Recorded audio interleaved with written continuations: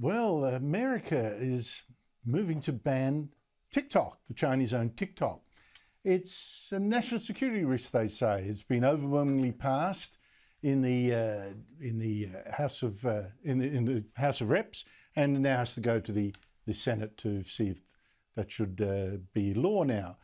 But in Australia, I don't know, for some reason, I mean, if it's a national security risk in America, why wouldn't it be the same here? But the Prime Minister seemed a little bit iffy about it all. Here he is.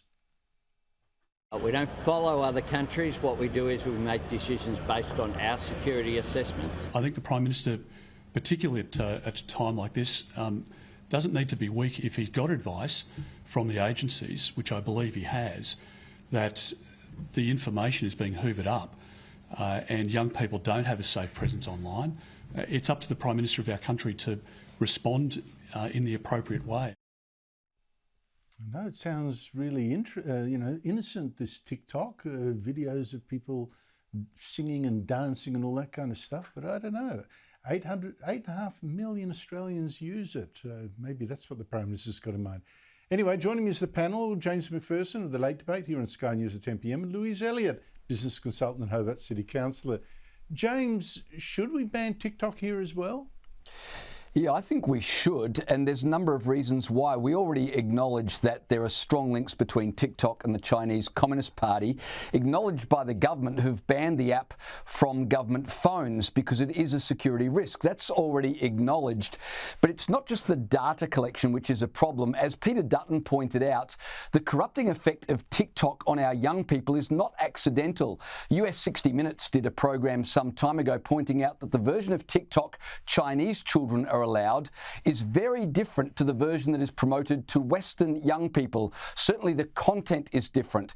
In China, their kids get history, they get science. In Australia, they get gender theory and anti-Western sentiment.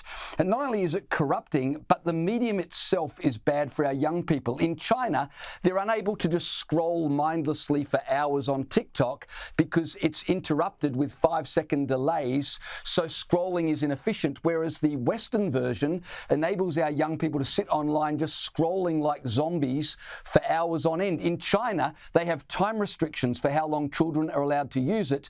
No such restrictions in Western nations. So it's very obviously a weapon of mass distraction used by the Chinese Communist Party to have a corrupting influence on our young people. And if we don't recognise that, we're crazy. Of course, the government should at the very least be looking at this very seriously. And of course, it's got algorithms, so it can actually steer certain news items that it wants, or themes to the top of your search list, and others that it doesn't want to the bottom. I don't know, Louise Elliot, what do you reckon? Ban or not ban? Well, I don't jump to bans pretty quickly at the best of times, but I think in this situation, it's something where the government really should be taking a stand on because there is so much at risk. What I suspect Mr Albanese is probably worried about is losing probably half of his voters, given the audience for TikTok's probably, the under 30s, so he'd worry about losing that fan club. But I think given, like I said, the risks, and given, like James said, the impact on society, how much good is it actually doing? So I'd be very happy to see it go.